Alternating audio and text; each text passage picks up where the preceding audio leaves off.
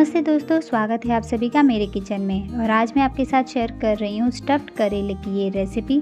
ज़्यादातर लोग करेला खाना पसंद नहीं करते क्योंकि वो कड़वे होते हैं, लेकिन इस तरह से बनाओगे तो बिल्कुल भी कड़वा नहीं लगेगा। तो चलिए रेसिपी को देख लेते हैं।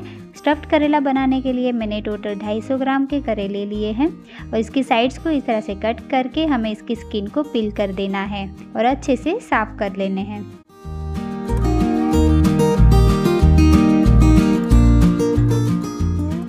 करेले अच्छे से साफ़ हो गए हैं तो इसे हम 2 बार पानी से वॉश कर लेंगे और बीच में से इस तरह से कट लगाएंगे और चेक करेंगे कि अंदर से ये साफ़ है कि नहीं। एकदम कड़क वाले बीज जो होते हैं वो हमें निकाल देने हैं और सॉफ्ट वाले अगर बीज हो तो वो हमें ऐसे ही रहने देने हैं। कभी कभी करेला बाहर से तो अच्छा रहता है लेकिन अंदर से एकदम पका हुआ रहता है, एकदम लाल कलर का रहता है, तो वो भी हमें निकाल देना है अगर आए तो।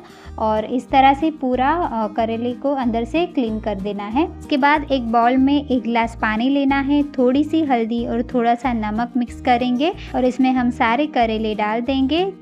5 से 10 मिनट तक इसमें ऐसे ही भिगो के रखने हैं। इसे रखने से इसका जो कड़वापन है वो चला जाता है और खाने में ये एकदम ही स्वादिष्ट हो जाते हैं।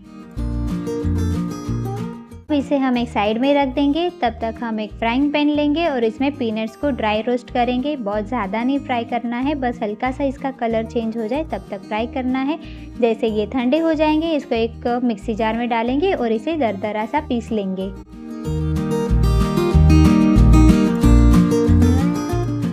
एकदम स्मूथ पाउडर नहीं बनाना है, इस तरह से हल्का सा दरदरा रखना है। तो चलिए अब हम स्टफ मसाला बना लेते हैं। तो फ्राई पैन में मैंने 3 से 4 बड़े चम्मच तेल गरम करने रखा है। इसमें हम थोड़ा राई, जीरा और हींग का तड़का लगाएंगे।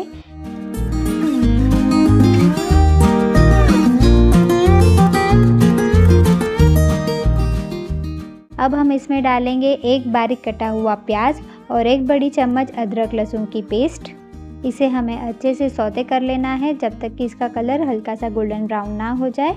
इसके बाद हम इसमें डालेंगे 1 बारीक कटा हुआ टमाटर और इसे भी हमें सौते कर लेना है। हल्का सा ये सॉफ्ट हो जाएगा। इसके बाद हम इसमें डालेंगे पीनट पाउडर और उसके साथ ही हम डालेंगे 2 बड़े चम्मच कोकोनट पाउडर, 1 चम्मच लाल मिर्च पाउडर, 1 चम्मच हल्दी, 1 चम्मच गरम मसाला, कोरिएंडर पाउडर और सौंफ का पाउडर। ये सारी चीज़ें मैंने इसमें डाली है। इसके बाद मेरा फ़ोन बहुत ज़्यादा गर्म हो गया था तो रिकॉर्डिंग अपने आप ही बंद हो गई थी, तो इसके बाद वाला पार्ट जो है वो मैं रिकॉर्ड नहीं कर पाई हूँ।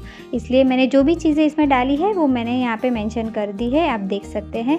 इसके बाद हम इसमें डालेंगे फ्रेश धनिया और इसे 1 से 2 मिनट तक इसे हमें ढककर पकने देना है ताकि जो ये फ्लेवर है वो आपस में अच्छे से मिक्स हो जाए। बहुत ही अच्छा सा मसाला हमारा तैयार हो गया है। अब ये काफ़ी गर्म है, इसे ठंडा करने के लिए हम साइड में रख देते हैं।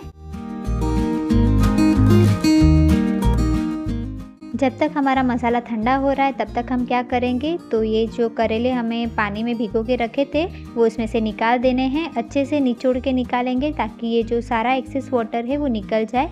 एकदम भी ज़ोर से नहीं करना है कि करेले टूट जाए, बस हल्के से दबाना है तो ये पानी एक्सेस निकल जाएगा। इसके बाद हम जो मसाला है वो सारे करेलों में इस तरह से स्टफ करने हैं। एकदम फिलिंग अच्छे से करनी है ताकि बिल्कुल भी उसमें गैप ना रहे। अगर गैप रहेगा तो जब भी आप इसे फ्राई करोगे तो वो सारा मसाला बाहर निकल जाएगा और करेला एकदम खाली खाली सा फ्राई होगा। तो वैसा ना हो इसलिए आपको फिलिंग बहुत ही अच्छे से करनी है। एकदम मसाला अंदर प्रॉपर भरना है और स्टफ करना है।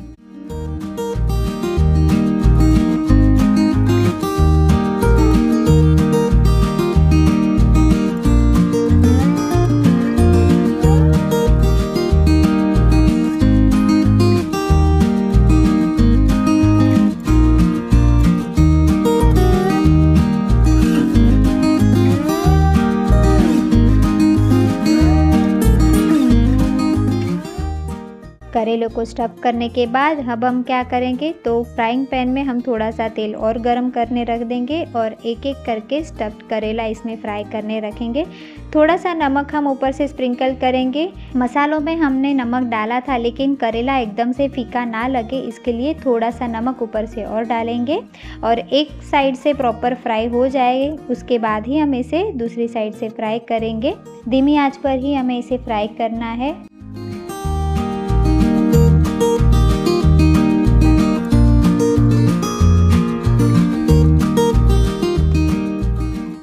5 से 10 मिनट तक हमें इसे ढककर धीमी आंच पर ही फ्राई करने देना है। बीच बीच में आप चेक कर सकते हैं और इस तरह से इसे टर्न कर सकते हैं।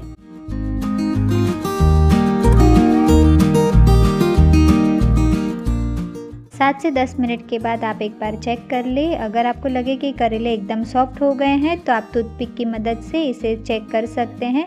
अगर टूथपिक प्रॉपरली बाहर आ रही है तो आपके करेले एकदम तैयार है।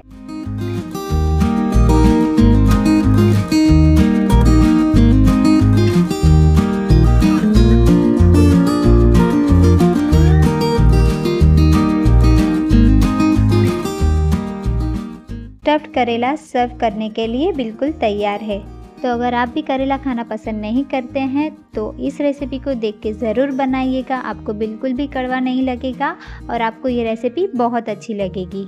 अगर आज की ये वीडियो आपको यूज़फुल लगी है तो प्लीज़ इसे लाइक, शेयर और कमेंट करिए। चैनल को सब्सक्राइब करिए, बेल आइकन को प्रेस करिए ताकि मेरे नए वीडियोज़ की नोटिफिकेशन आपको मिलती रहे। Thanks for watching.